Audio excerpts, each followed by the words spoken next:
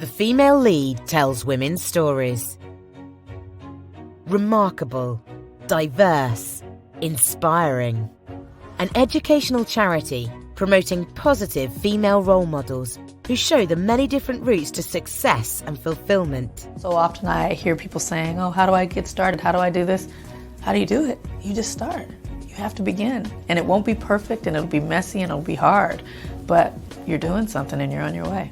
Empowering future generations of women through films and a book of 60 women donated to 18,000 schools in the UK and USA, reaching millions of young people. And through our female lead societies, we help girls to discover new role models that speak to their passions, ambitions and careers. Through our research into social media and mental health, we found a solution to the negative impact of social media on teen girls. Through a simple intervention which encouraged girls to follow different influencers, we were able to change their entire social media experience and sense of well-being. We called this campaign Disrupt Your Feed, and it reached 20 million people on social, with 330 million impressions all over the globe. So what's next? As well as inspiring girls, we're now finding ways to measurably improve the lives of older women through data, research, and the stories of those who have overcome challenges and found their own personal versions of success. We're a long way from being finished. Join us in our mission.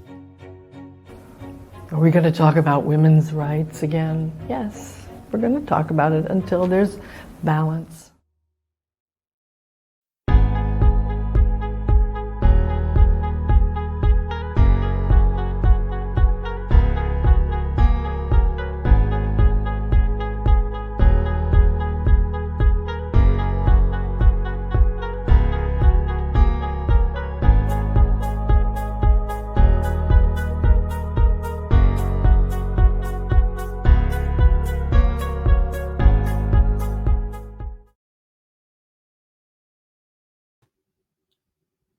Hello everyone, welcome to the Female Lead Live. Very exciting night tonight. I'm very excited to be here talking to the amazing Clarissa Ward. A few moments for me to introduce myself. I'm Edwina Dunn. I'm the founder of the Female Lead. It's a charity that showcases amazing, diverse women who are shaping the world today. So I'm delighted to welcome Clarissa Ward, who is one of our original female lead icons in our book of 60 women. Clarissa is British. She's CNN's chief international correspondent based in London. She has a 15-year career which spans Fox, CBS, ABC, and now CNN, sorry. She has reported from some of the most troubled front lines across the world. She's won, I think it's 5 Emmys, if I'm counting. It's now 7. 7 Emmys. I won 2 more last week, sorry. Oh, congratulations, that's incredible. She's also won 2 George Foster Peabody Awards and many more accolades. She's lived and worked in the Middle East, Russia and China, and speaks 6 languages, including Arabic, Russian and Mandarin. I was very amused, Clarissa, to hear that some of the first words you learnt in Arabic were rocket, shrapnel and diarrhea, I seem to remember. The travel essentials. Brilliant. So we're going to have an opportunity for some questions at the end. So do please send those in and we'll try and leave some time. But Clarissa, welcome. Thank you. I'm so delighted to be here with you, Edwina. Thank you so much. The pleasure is really, truly mine. I want to start with a slightly off-the-wall question, but it intrigued me. So here you are. You went to Yale. You had a fabulous education.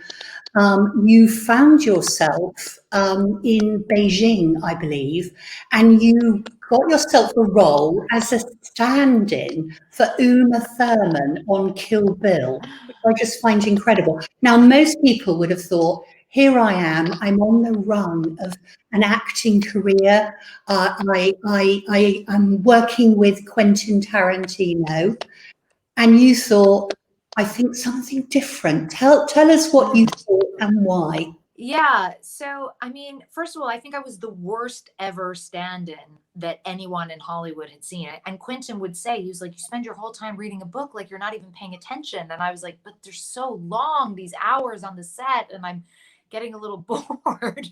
And I think they got a kick out of it that I was just, I was loving the experience and enjoying it and learning, but I had no interest really in embracing or pursuing a career in Hollywood. And I think the reason for that for me became so clear because I had wanted to be an actress when I was younger, but I was sitting in Beijing and I was on a set that was designed to look like Japan. Okay. And we didn't really get to leave the set 6 days a week. And I was like, here I am living for a summer in one of the most fascinating countries in the world, steeped in this incredible ancient culture with this monumental history and fascinating people and amazing food. And I'm spending all day in a box that's designed to look like Japan. Like I couldn't mentally process. There's a sort of artifice when it comes to making movies, and it never looks artificial when you watch the finished product. But when you're on the set, it's incredible, but it's all very surreal and it's very detached from whatever environment you're in. And I knew straight away then, I was like, I want to be with the people, learning their stories, watching their lives. I don't want to be removed for it in this kind of bubble. Well, I think if that doesn't speak to the heart of your passion and what interests you, then I don't know what else does, but it's amazing. Now, your new book is out, On All Fronts, The Education of a Journalist. Amazing, amazing stories, really. Thank you. Your reviews say, you combine grace, authority, and a humor so dry it evaporates on contact. I love that. It's so incredible. What did you want to reveal in this memoir? So, what's very frustrating as a journalist, Edwina, is that so much of what shapes the way we understand a people, a culture, a place, a conflict, any story or crisis that's unfolding happens in these moments behind the camera. It happens in conversations you have with people on the streets, taxi drivers, whoever it might be. It happens when you see people engage in small acts of kindness, moments of jocularity, sharing a laugh together. These are the moments that make a place come alive. And it's very frustrating to me often that you don't have a home for those on the evening news. And that makes sense. The evening news is about this is what happened today. These are the facts. This is the information you need to know. And this is why you should care about it. But I always wanted to have a place where I could share all of these incredible moments and adventures and highs and lows and hilarity and cruelty. And I wanted them to have a home somewhere, both as a record, also as a thank you letter to all the incredible people whose lives I've been privileged enough to cross paths with, and also as a way of really humanizing these conflicts. Because for some people who are very busy and have kids and they're working jobs and they don't have time to pore over the minutia every day of what's happening in the Syrian civil war, but they're human beings and they're open to these moments that really connect us in a very human way, that are very accessible, that allow us to experience profound empathy for someone who might otherwise be living an existence that is too abstract and remote for us to really conceive of. So I think that's how the book sort of took shape. And fundamentally, it's a thank you letter to all those people, but it's a love letter to journalism. And in it, there's a very moving thing that you say, which is, in this role, in this job that you do, I didn't realize I'd had my heart broken in 100 ways. That was Yeah. very moving. Well, I think when you start out with this job, and for me, I first went to a war zone at 25. It was Iraq. And you think it's an adventure. You think it's a lark. You think it's exciting. It's thrilling. You're learning nonstop. Your mind is expanding by the minute with all these new stimuli that are coming at you. And it's only after you do this job for a while that you do start to understand that, like, at some point you have to pay the bill, by which I mean you don't step into these worlds and bear witness to these traumatic events and hold people's sadness in your heart and tell their stories without it taking some kind of an emotional toll on you at some point. And there's often a misconception about the way that can manifest itself. We tend to think like it's going to be like in the movies, and I'll see a child die in war, and I feel really sad, and I have nightmares, and I can't sleep, and I'm depressed. And in real life, for me at least, it doesn't happen that way. You see a child suffering or dying, and you feel kind of detached in the moment because obviously it's horrific, but you have to get the job done. And then you get home, and it's not that you can't sleep or you can't stop crying, it's that you can't connect with joy. You can't connect with people you love. And how do you successfully straddle two worlds, two existences, in a way where you are still sustaining yourself enough, your heart enough, your spirit enough, that you can keep doing a job like this for a long period of time, because it is very tough emotionally. I'd like to come back to that in a little while, if I may. Yeah. But I thought, what we just touch on is the fact that, there were sort of three big moments early on that seemed to be sort of life-changing, or certainly career-changing for you. So first of all, you were at your last semester at Yale, and then the whole trauma, the terrorism of the World Trade Center took place. And I think it was at that moment that you kind of knew what you wanted to do. So that was number one. You then took the internship at CNN, and you went to Moscow. I hope I'm repeating this correctly. Yes, you are. And then there was the Chechen attack on the movie theatre when 125 people died. And, not in the right sequence, but you were on the overnight desk at Fox News. And America then was set to invade one of the most important Arab states. You were begging to go there. No one else wanted to at that point in time, and you found yourself out there. Yeah. Could you tell us some of those stories? Yeah. Because they are riveting. Thank you. So 9/11 was absolutely a pivotal moment in my life. I think it was a pivotal moment in many people's lives. First of all, there's just the shock. And then there was a profound sense of shame that I had not been more engaged with the world, that I was not more attuned to some of these complex dynamics that were bubbling underneath the surface that could lead to such a horrendous act of terror. And so I became really fixated on this idea. I was watching news nonstop, and I was determined, and keep in mind I was 22, so I was very idealistic, and there was more than a little hubris at play as well. But I was determined that I wanted to go to these places, wherever these places were, to tell the stories of the people at the tip of the spear, to bring the stories of the West with me in doing that, and to essentially act as some kind of a communicator, as a translator between worlds, trying to explain each side to each other, in order that we might try to improve what I saw as a profound breakdown of communication, which then leads to dehumanization, which then often leads to these types of, violent attacks. And that's what set me on this trajectory. Then I went very randomly and did this Kill Bill thing for a few months. But then I left early to go and start my real life, as I called it, which was doing this internship in Moscow. And that was thrilling because you finally got to see in the field how things play out with a major breaking news story. And as an intern, boy, you are the lowest rung on the totem pole.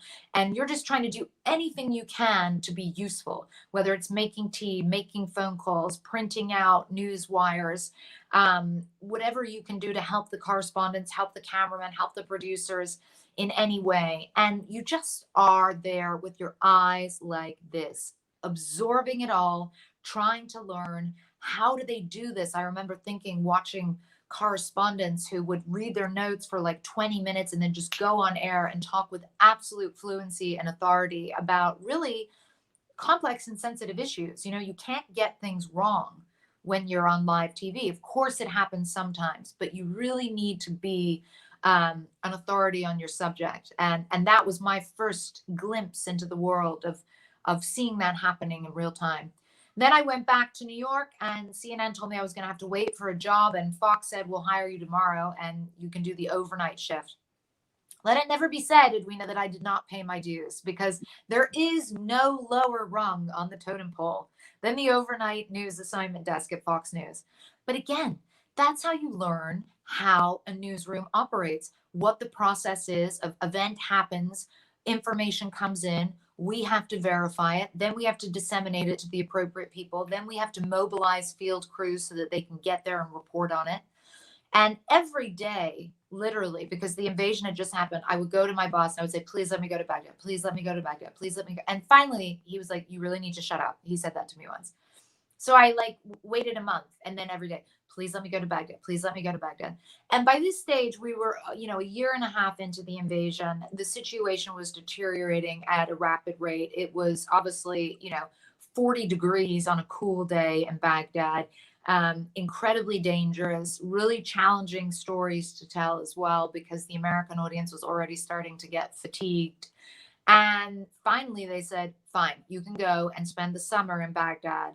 And so off I went at 25. And that really was the moment where I kind of broke out of the basement. And I never looked back.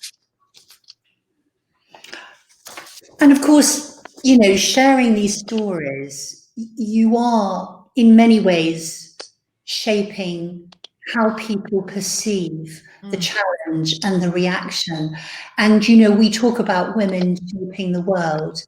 The words, the stories that you tell are that shaping. And it goes to show that there are so many ways you can shape. Yes. It's such, and I think you said something really beautiful about the power of storytelling. Just to get their story out in the world, in the belief that something good would come out of it, to affect change and put an end to people's misery. That is a mission statement. Well, and what's interesting, Edwina, that's how it started out for me. And that was the mission statement. Then I was thoroughly humbled by covering the Syrian civil war, because I put 110% of myself into covering that war. I risked my life more times than I care to remember. I saw trauma and horrors on a scale that I hadn't really seen in any other conflict. And at the end of the day, I couldn't do a damn thing, excuse my language, to help the Syrian people. And that really honestly plummeted me into despair, because I felt guilt. I felt that I had let people down. And so it was really at that moment that I started to understand my role in a slightly more humble way, which is, my job as a journalist is not to solve the problem. My job as a journalist is to shine a light on the problem, to tell people stories, to bear witness to their horrors that they are undergoing or being exposed to, and to keep telling those stories so that the world pays attention. It's not my job to prescribe what policy should be, and it's not my job to enforce what I believe policies should be. And that was kind of a bitter pill to swallow, but ultimately it's made me much more at peace as a human, as a sentient being, because I understand that I am but a small cog in a wheel, and all I can do is do my best and tell these stories and bear witness, but it's not up to me to make the world a better place. Sure, would I love to think that I could be a part of some greater effort to affect change for the good? Yes. But by keeping my understanding of the role in a slightly more humble sphere, it's helped me make peace with the fact that, you know, so often things don't go the way that you would like to see them go. I think that's an important lesson for everybody to learn at some stage. You can, you know, you can play your role, but you can't always change for the mission that you have in mind. But you play your role, and you play your role at a point in time towards that direction. Yeah. And I mean, you wrote the book when you were pregnant. I believe you now have a 2-year-old son. Is that and right? a 3-month-old baby now. Wow! Congratulations. Yeah. You've packed that in. I have. Oh, that's wonderful. And so you do have to straddle these two lives. That's in itself a whole new challenge, I suspect.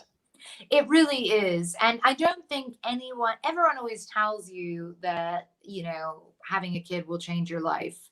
And boy, is that an understatement. I mean, it really turns things on its head. And, you know, the question I always get is, oh, now that you're a mother, does that mean you will not be traveling to conflict zones anymore? Which is a fair question. I do sometimes bristle a little bit at it because I don't think people are asking my male colleagues that question when they have children. It's definitely a mommy question, I call it. But it's a fair question in the sense that, like, of course, like when you're a mother, well, frankly, if you're a father too, you have a real responsibility. You're midwifing a young soul into this world, and you know, you need to be here to be able to do that. And so I do pay a lot of attention to the sorts of risks I take, and I do whatever I can to mitigate those risks. But more broadly speaking, I would say that having children has made me a better reporter. I feel profound empathy, particularly where children are concerned. Like, it was always painful to see a child suffer. Now it's unbearable. Mm-hmm. And I hope that that sort of porousness that I feel emotionally does sort of make its way into my reporting, that there is more urgency, more compassion in some of the work that I do. And so I sometimes tell people, and they're like, okay, you're crazy. But I'm like, you know, maybe if we had more mothers covering war, we wouldn't have so many wars, because I do think that we bring something different to the table, which doesn't mean that, you know, reporters who aren't mothers aren't great reporters, or fathers aren't great. No, that's not the point. But I do think it's a valuable perspective to have. I think Christine Lagarde, who joined you in the female lead book, says something along the lines of the world might be a less warlike place if there were more female leaders. So, yeah, no, I believe that. Yeah. Yeah. Well, look, I have hogged you for quite a long time, and I just want to give people an opportunity to ask you a question or two. Here we go. Alison, there you go. Can you see that? Are you able to separate what's happening in the world when you're at home with your family, or do you always have an eye on what's happening on the screen, be it your phone or television? Yeah. Oh, Alison, that is such a good question. I try so hard to have sacred time with my family, but I struggle with it. There is an addictive nature to this work and to being connected to the news cycle, and I'm sure all of us struggle with letting go of our screens in general. So it's a battle for me.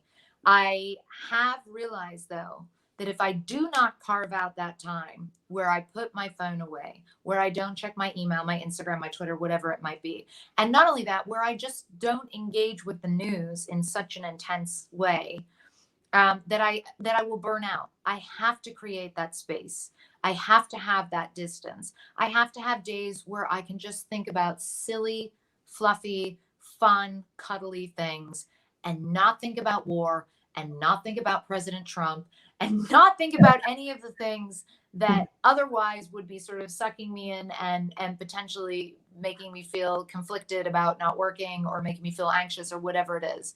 So if you want to do a job like this, or any job that really requires you to be dealing with intense content on a regular basis, you've got to have balance in your life. You've got to have an outlet where you say, okay, you know what? I'm putting that away. I'm going dancing. See you later. Not looking at Twitter. Thank you. Wonderful. We got time for one more. Yes. How difficult was it to protect your mental health from the situations you've experienced? It is hard in the sense that, as I alluded to before, it's not always obvious when you need help. And the reality is that anyone doing this job and seeing these types of things should be constantly seeing a therapist, really being committed to their mental health, to wellness, carving out space for spiritual practice, if that's what gives you sustenance, or exercise, or whatever it is that nourishes your heart. Do that thing, have that thing, and you have to check in. You have to be talking to people, because as I said, the bill doesn't come, or the check doesn't come right after you've witnessed or seen something. It comes later on. And that means you almost have to preempt it, because by the time it comes, it's often too late. And so I don't think anybody should be doing this job if they are not seeing a therapist. It's still too much of a taboo in this industry. And frankly, I would like to think we live in slightly more enlightened times. Everyone should see a therapist, whether there's something wrong or not. It's one of life's great privileges. But particularly if you're doing this kind of work, you really need to prioritize your mental health. It's great for you to normalize all of that. I think they're very wise words. Thank you. We have one more. Is there still sexism in broadcast TV? You know, B, I can see it's you, B. We've come a long way. We've come a long way, but of course it still exists. I've been told to cut my hair, to wear my hair down, to think about different outfits, and How many women over the age of 50 do you see on television news compared to how many men you see? Sexism still exists. I'm pleased to say that huge improvements have been made, and stuff that I put up with in the field when I was 25, you really don't see happening in the field anymore 15 years later. So onwards and upwards, but yeah, there's still a battle to be fought. Well, sadly, that's all we have time for. Honestly, I have enjoyed talking to you. Your book is amazing. I would really recommend it to everyone. On all fronts, the education of a journalist. Get it. You will learn, you will enjoy, you will be moved. I think. Thank you. Thank you so much, Edwina. I've really, really loved our chat, and thanks to everyone watching. You can always reach out to me on social media or whatever. I'm happy to answer questions, and thank you so much for what you're doing. It's amazing. It's so important.